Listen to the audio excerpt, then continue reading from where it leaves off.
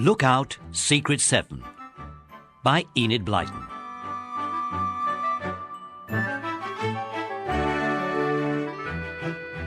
It was the holidays at last, and Peter and Janet decided to call a meeting of the Secret 7 the very next day. They telephoned the rest of the Secret 7 to tell them.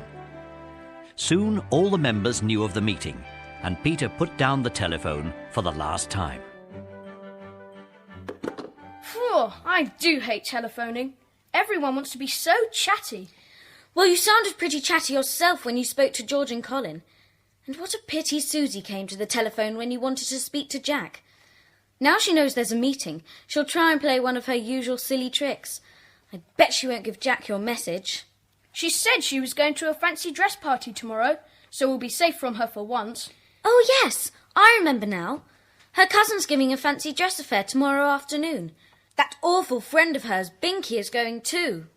Now listen, we'll have to be pretty busy tomorrow if we're going to meet in the shed. I hope the gardener hasn't taken away the boxes we used to sit on. And Scamper, I hope you've been keeping down the mice there for us. It was very pleasant next day to turn out the old shed and make it tidy and clean. Janet looked round, pleased with their work. Boxes to sit on, mugs on the little shelf, 7 little plastic plates for biscuits. The meeting was to begin at 5 o'clock, and at 5 to 5, Peter, Janet and Scamper were sitting in the shed waiting. Then Scamper suddenly whined excitedly. He had heard footsteps. Password, please. Holidays! Right. Come in. Hello, here comes someone else. Password, please. Holidays! Password. Is it holidays? Oh, thank goodness it is. Hey, isn't it nice to be the Secret 7 again? Are we all here? It's a bit dark in the shed this evening. Only Jack to come. I think I can hear him now. Yes, here he is. Password, Jack. Holidays. What's up, Scamper? He's growling at Jack. He's never done that before with any of us. Jack, take off your cap. Perhaps that's why Scamper's growling. I think I'd better keep it on. I've got a bit of a cold. Oh, take it off, Jack. George suddenly whipped off the cap, and everyone stared in amazement. Long hair tumbled out from under the cap. It's Susie, not Jack.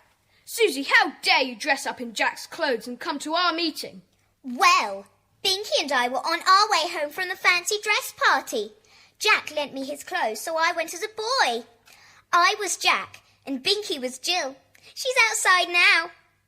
It was so easy to get into your silly meeting. You really are a lot of simpletons, you know.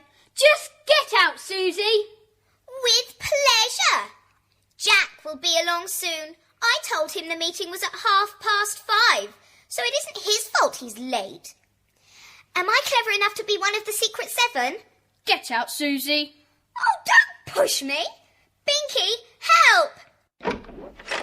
Help, Binky! Ah! Oh, sorry. That was the pail of water we took as Jack and Jill. Good shot, Binky. Good night, all. Hope you have a pleasant meeting. Jack was just about to set off when Susie and Binky came rolling up the drive laughing, the pail clanking between them. When they told him what had happened, he sat on the front steps and groaned. He had been looking forward to the meeting so much.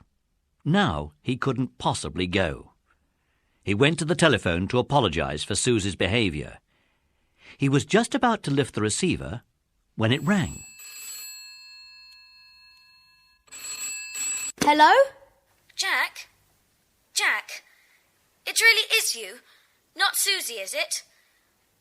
This is just to say that the meeting is off for tonight. We're all rather wet. I expect Susie told you all about it. Yes, I'm sorry, Janet. Really, I am. No, don't apologise. You weren't to blame. But Peter wants to say the meeting is postponed till tomorrow. Will you come then? Yes, I'd love to. So, the next night, the Secret Seven met once more. And this time there was no growling from Scamper, for it really was Jack there, not Susie. The meeting went well, and everyone enjoyed themselves eating biscuits and drinking lemonade. Now, if this club is going to continue properly, we'll have to decide on doing something together. Like helping somebody, you mean, Peter? Mother says we ought to help some charity. If we can't think of anything to do, she says it's silly to have a club that just meets and eats and talks. Well, I like that. We've done heaps of things in this club. Helped people, solved mysteries. Only last term we found that dog stealer. All right. I'm only telling you what my mother says. Well, it's fun to have some aim, some interest. Here we are just eating more and more biscuits. We don't seem to have a brain between us. Barbara's right. We must think of something to do. Now, who has any ideas? Isn't there some mystery we can try to solve? The only one I can think of is to find out who tied our headmaster's chair halfway up the flagpole in the school grounds. It would be a waste of time to solve such a silly little mystery. In fact, I wouldn't be surprised if it didn't turn out to be that awful Susie who put it there. I've just had an idea. Not a very good one, I'm afraid. What about trying to get old General Branksome's medals back for him? They've been stolen, you know. But how on earth could we do that? Even the police haven't found out who took them. No, I know. But he lives next door to me. And, well, the medals meant an awful lot to him. I vote we try to find the medals. Well, I think it's rather an impossible task. I vote we set ourselves some other job as well. Surely the Secret Seven can tackle two things. What's the second task to be then? I vote we keep an eye on nesting birds in Bramley Woods. There's apparently a gang going about there, pulling nests to pieces and taking eggs. What do we do next then, Peter? Hadn't someone better go to see the General and find out when the medals were stolen and all that? Yes, of course. Well, I think Colin should do that, as he knows him. Will you, Colin? Yes. I suppose it had better be me. Gosh, I hope he won't mind me asking him questions. Well, surely he won't mind you being interested. And as for the other thing the Secret Seven mean to do, we'd better arrange with one another to go walking through the woods and look out for anyone disturbing nests. We'll go about in twos or threes. We'll feel braver then. Right. Team up with each other and report back to the club in 4 days' time. If you want to call a meeting before then, leave a note down in the shed where Janet or I will see it.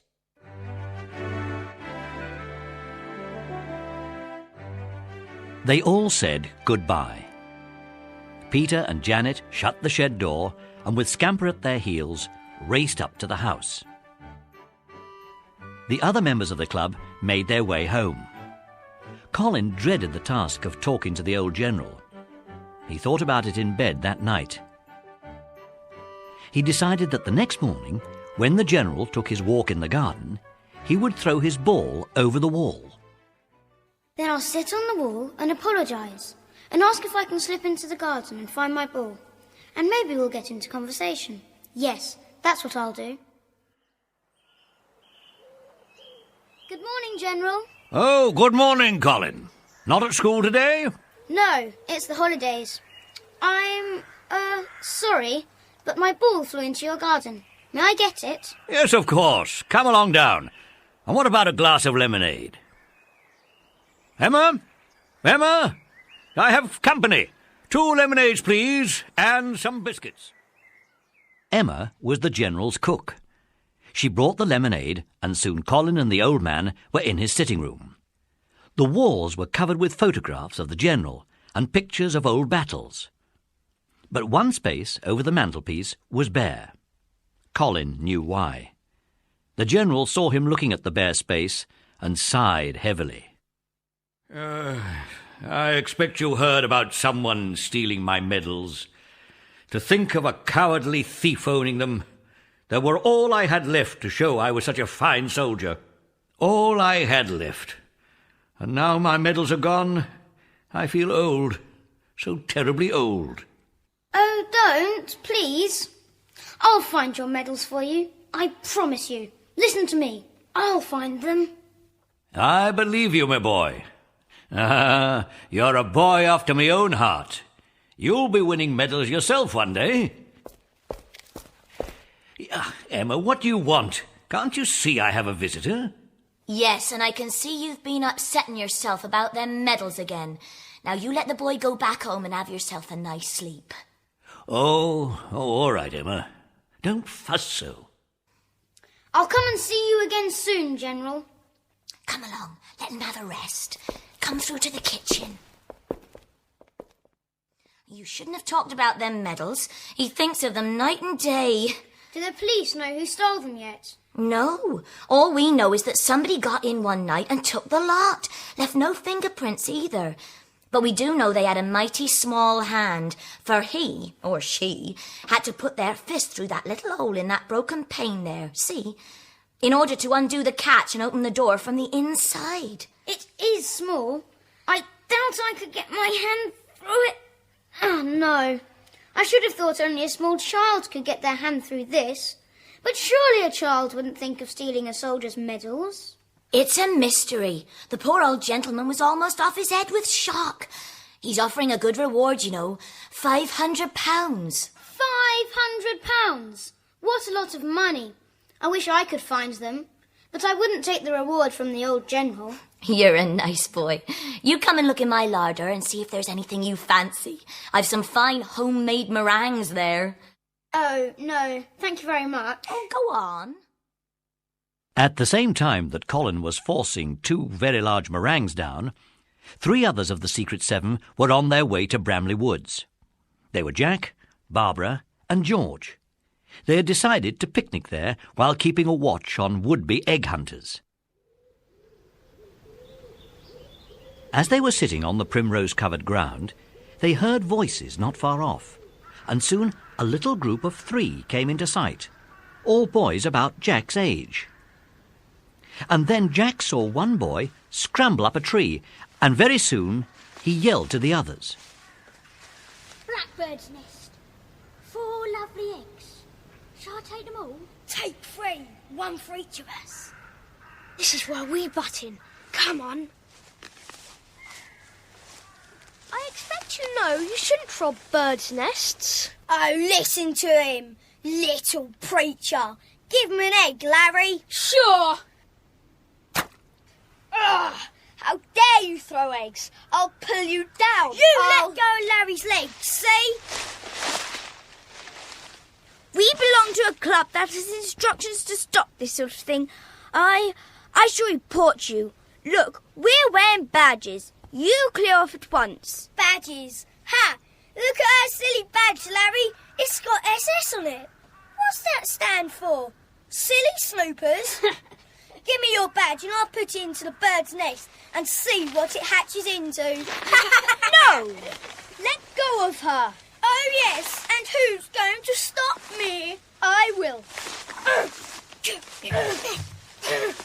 hurts. 1 down, 1 to go. Not so fast. Ah! Ow! Good show, Larry. Ah! Get off of them. Run, Barbara. Get help. To Barbara's great relief, she saw a man lying down, reading under a nearby tree. Oh, please, sir, will you come and help? We've tried to stop some boys who are taking birds' eggs, and now they've got my 2 friends, and All right. Jack and George were very relieved to see a grown-up suddenly arriving. The man caught hold of the boy sitting on top of Jack and yanked him to his feet. And with one accord, the 3 bird nesters ran off at top speed. Hey, thanks. Thanks awfully.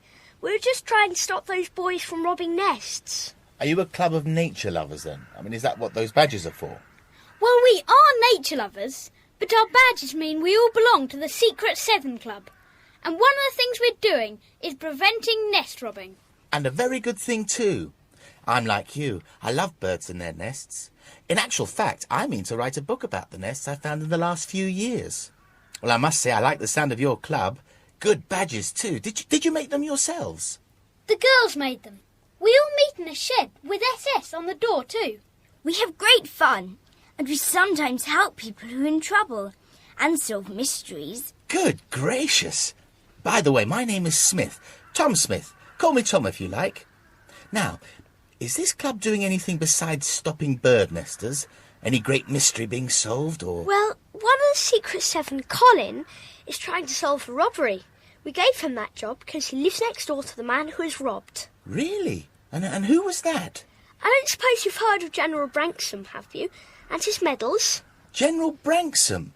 Why, yes. You don't mean you're trying to find the medals? Well, that's Colin's job.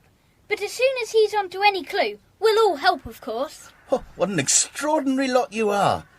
And do you honestly think you can find those medals? I hope very much we can. For one thing... Jack! George! Hooey! That's Colin now. He must have seen the General and then raced off to join us.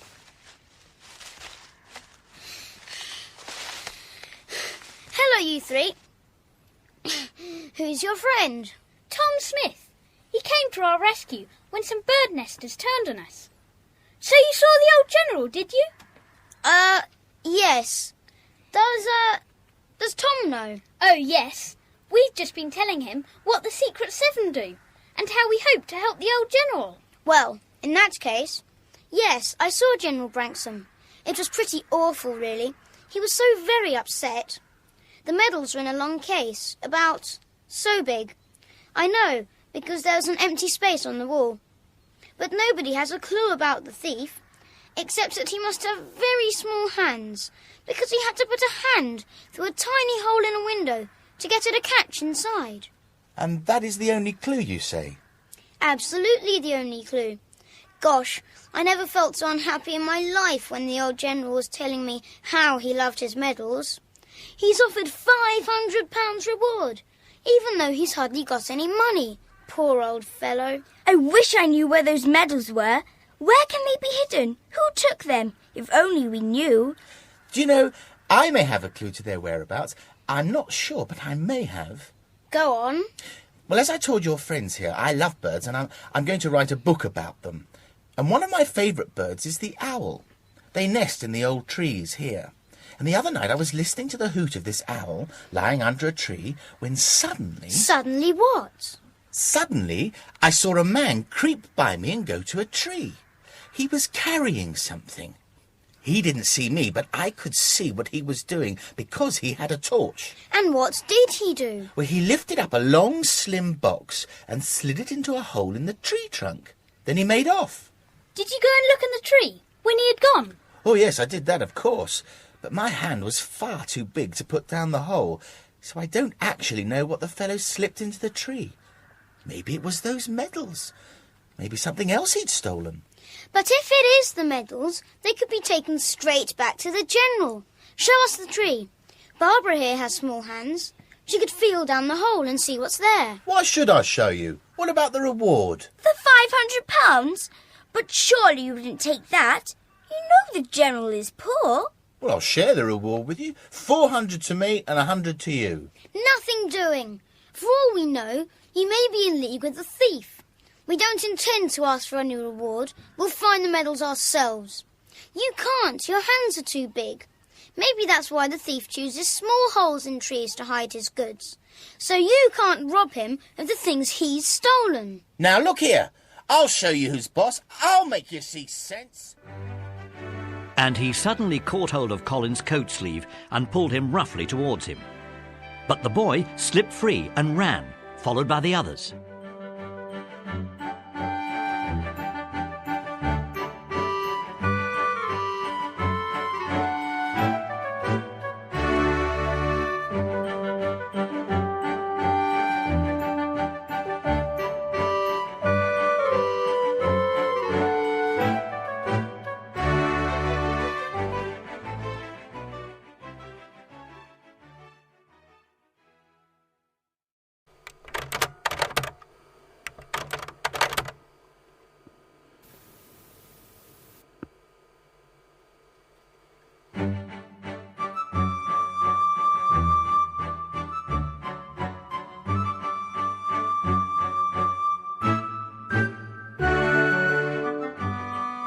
Barbara was very frightened indeed, but the boys were more angry than scared.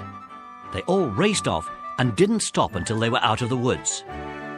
Then they threw themselves down on the grass, panting for breath. That man won't come after us, will he? No, too many passers-by. Who would have thought he'd turn so suddenly into such a rogue? Do you think he really knows where the medals are? Yes, I do, and I think he can't get them because of his enormous hands. No good at all for slipping into nesting holes. I'm sure that he and the thief are in league together. Tom Smith, or whatever his name is, probably does the planning of robberies. And the other man has small hands and does the stealing and hiding. And he's smart enough to hide the stuff in a place that Tom Smith can't get at. Doesn't trust him. What do we do now? I still feel scared. We simply must have a Secret Seven meeting about this at once. Let's go to Peter's. Come on. Away they trekked, back to the village and Peter's house. They ran down the garden to the shed and were lucky enough to find Janet there. A meeting was called for 3 o'clock, and the Secret Seven were all solemnly seated on the boxes in the shed. Peter turned to George and asked him what had happened to the 4 of them that morning. George told him about Tom Smith and the small-handed man hiding something in a tree, probably the General's medals. But we don't know which tree. All we know is that it is one of the trees near to where we were picnicking. Looking for it would be like hunting for a needle in a haystack. Well now, has anyone any ideas? Surely the Secret Seven can think of something between them. Well, if this Tom Smith's hands are too big to go in the hole, I bet he hides and then waits till the other man comes to get the medals, and then snatches them. So why shouldn't one of us hide too, and see which tree it is? Scamper could go as well, and might scare them off, so we could get at the tree. I shall go. After all, I was given the job of solving the medals robbery. And I shall go because I thought of the idea. And I shall go because I'm head of the Secret Seven. We can't all go. The thief would spot us, or hear us. I'll tell you what we'll do. Colin will point out where the picnic was held, and then we'll spread around and hide in different places, so that if anyone comes that way, one or other of us will see him. There will be no giggling, no noise of any sort. Understood? Oh, yes. We watch to see what tree the thief goes to, then I'll let loose old Scamper. I really do think this is about the most exciting adventure we've ever had. It's quite dangerous. Not if you do as you're told. And mind, if any one of you begins to feel scared, keep still in your hiding place. Don't come out, or you might spoil everything. Susie, Jack's irritating sister, was very curious that night when she saw him fitting a new battery into his torch. Are you going out tonight, then? Where are you going? Nothing to do with you. You're going somewhere with the Secret Seven, aren't you? I know you are. Go on, tell me. Certainly not. Then I'll follow you and get Binky to come too. You'll do nothing of the sort. This is a matter for the Secret Seven and no one else. The 7 all came together as soon as it was dark, and they set off. Scamper sniffed here and there as he went along. He was delighted to go out for a walk in the dark of night. They came to Bramley Woods and were soon at the place where they had picnicked. Gradually, the 7 disappeared. Scamper too. Peter climbed a tree, and so did Jack. Janet found a fairly comfortable bush. Pam lay down in some high ferns. Colin and George climbed onto a great branch of an old oak tree. And Scamper lay in some ferns at the foot of Peter's tree, his ears pricked for the slightest whisper from his master on the branch above.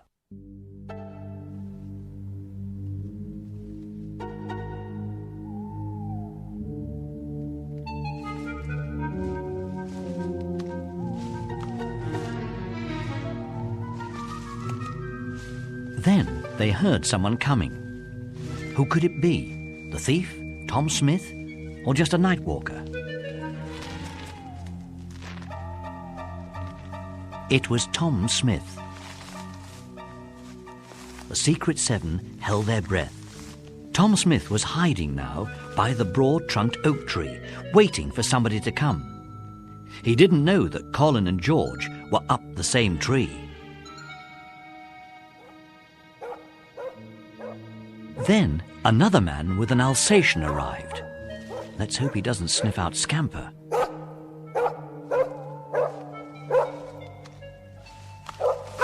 Shut up, Nabber. There's no one about. You can hear rabbits, that's all. What's that? It's me, Wiley. Over here. You get those medals and we'll talk. There's a fine reward out for them now, and we'll share. Oh, we won't. Huh. I might have thought you'd be on the watch for me, Tom Smith. You clear off, else I'll set Nabber on you. Nabber won't touch me. He knows me. You get those things. Go on. Get 'em yourself. Here they are down this tree hole. Stick your great fist in if you want 'em. You know I can't get my hand in there. You were going to double-cross me, weren't you? So, just take them medals out here now and hand them over to me. You don't want to fight a big fella like me now, do you? Ha! Ha! Just try! Right. Oh!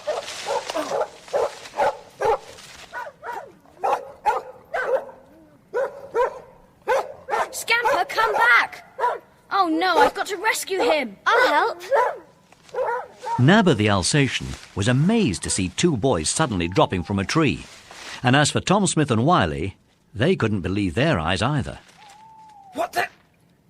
Where on earth did those two kids come from? Well, I know this one. He was here earlier. Come here, you. And you. Take your hands off me. We know all about how your friend here has hidden the medals in a tree. And what's more, we're going straight to the police station. Oh, you are you? I'll tell you what you're going to do, my lad. You're going to get that case of medals out of the tree for me. Your hands are quite small enough to get down into that hole. Come on. Get off, dog.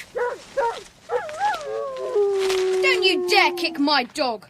Scamper, are you hurt? Where did she come from? That bush. How many more of you are there? Me. And me. And us. What is all this, Smith? It's the kids belonging to that silly club they told me about this morning. Look, be sensible, Wiley. Get those medals out of the tree and we'll both be off. No, I don't trust you. Right. I'll make this boy get them for me then. No. Oh, yes, I will. Over here. Ow! Come on, now, stick your hand down there. Ow! I can't. My hand's too big. You're grazing the skin off. I tell you it won't go in. All right, well, here's a nice small little hand. Oh, no! Go on, you take out that case, girl. Do as you're told. And stand away. You're scaring her. She'll find it much easier if you stand right away. Won't you, Pam?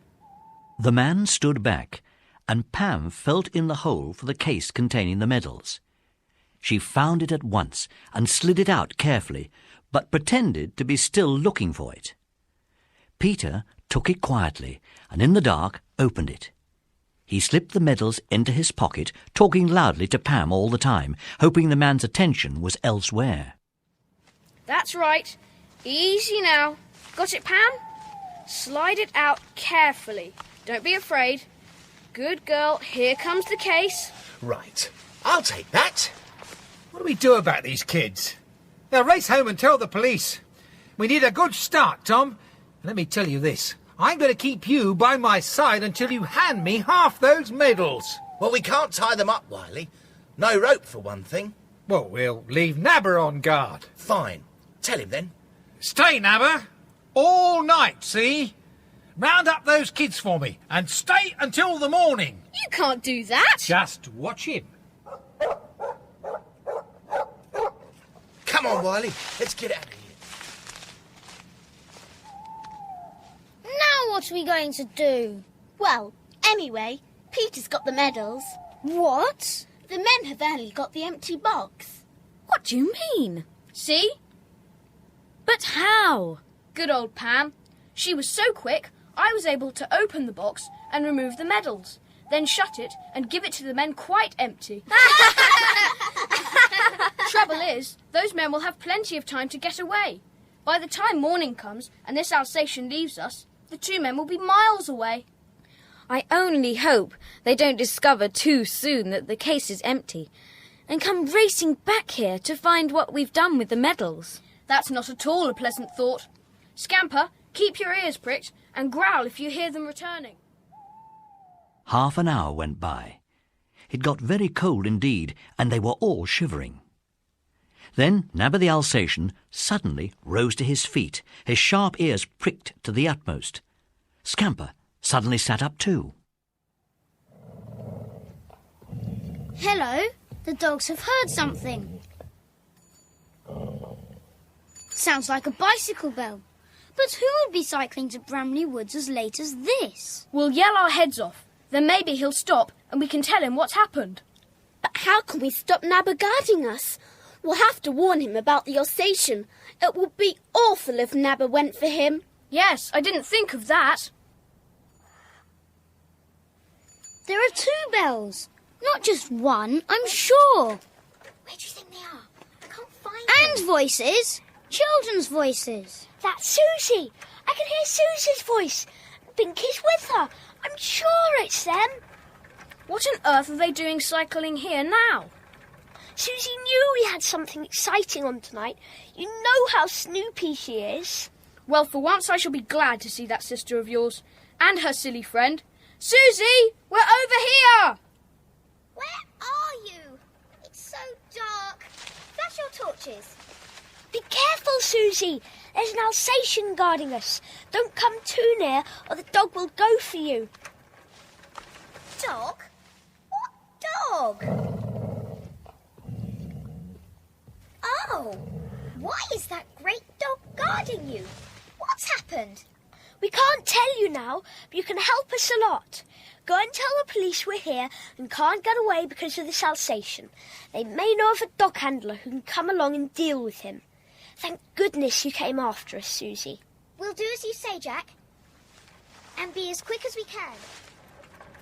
The 7 listened to the sound of the girls' shrill voices getting further and further away. The bicycle bells rang once or twice, and then no more could be heard. It wasn't long after that a big, powerful car drew up. Then a dark van came up the woodland road and drew to a halt just beyond the car.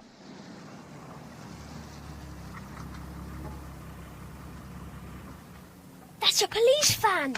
What a thing to happen to the Secret 7. Police to the rescue!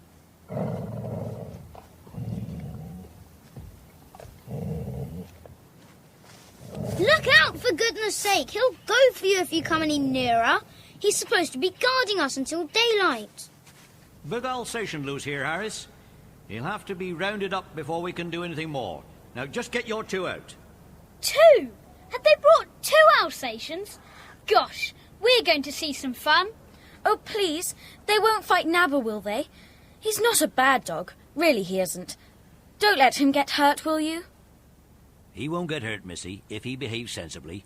Don't you scream or shout, children. The dogs won't harm you at all. They'll just round up that other dog and bring him to us. It was all over in minutes, and the children were on their way home, all squashed into the big police car. And then the whole tale came out about the stolen medals, the man called Smith, and how they, the 7, had had the idea of coming to find the medals themselves and ran into trouble. By this time, they were nearly out of the woods and in the lane leading to the main road. And can you give us a description of these men? It sounds like they're the 2 we're after for a series of robberies. One said his name was Tom Smith, and he called the other man Wiley. And could you stop the car, please? I rather think that was Tom Smith back there, running out of the Hare and Hounds, with Wiley after him. I expect they've quarrelled about the medals. And then, to the policeman's surprise, Peter began to laugh and laugh. No wonder, for he had the medals safely in his own pocket. But the policeman didn't know that yet. Peter was determined that the old general should have the medals delivered to him personally by Colin, for that was what Colin had promised. It didn't take long for the police to catch Tom Smith and Wiley, and soon the 2 cars went on their way again with the 7 children, 4 dogs, 2 policemen, a dog handler, and 2 prisoners. The next morning was rather exciting. The time had come for Colin to take the medals to the old general. He felt very nervous as he knocked politely on the front door. Why, it's you, Colin. Come away in. The police are here, but they'll be gone in a minute. The police? Oh, then I'll come another time. Don't be silly. Come in. The boy next door to see you, General Branksome. Good morning, Colin. Yes, I've something to tell you. The police have brought me back the case my medals are in. But I'm afraid we have no idea at present where the medals themselves are. Colin here said he'd bring me back my medals, and I believe him. May I have the medal case, please? Yes, here you are, my boy. Thank you. Oh, well, what's that you've got out of your pocket? A medal? And another. I must be dreaming. And another. What did I tell you? I told you this boy said he'd get them back. I knew he'd keep his word. He shall have the reward. £500. Oh, no, thank you very much. We don't want the reward. That's why I was told to bring them to you myself, so you wouldn't have to pay out such a large sum of money. We enjoyed getting them back very much indeed. We'll have to ask you a few questions, boy. The first thing is, where did you and your friends get these? We've hunted all over the place for them. They were in a hole in a tree. Indeed. And did you put them in there by any chance? Oh, no. Wiley put them there. He has such small hands, sir. The two officers couldn't stay to chat, so they said goodbye, patted Colin on the back, and went, looking rather puzzled. The old general was as happy as a boy all day. If only there was something to give Colin, and something for his friends too.